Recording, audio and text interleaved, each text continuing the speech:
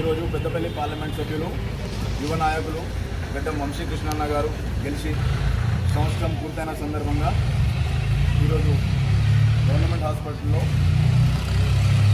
Fruits distribution మరియు మజ్జిగ పంపిణీ చేయడం జరిగింది.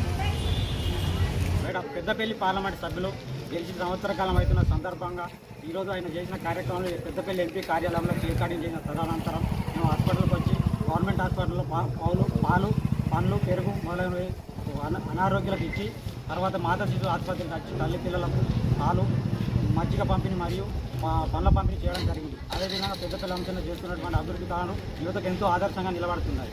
అదే కాకా కుటుంబం అంటేనే పెద్దపల్లి పార్లమెంటుకు ఆదర్శంగా నిలుస్తుంది. పెద్దపల్లి పార్లమెంట్ అంటేనే కాకా కుటుంబం అనే విధంగా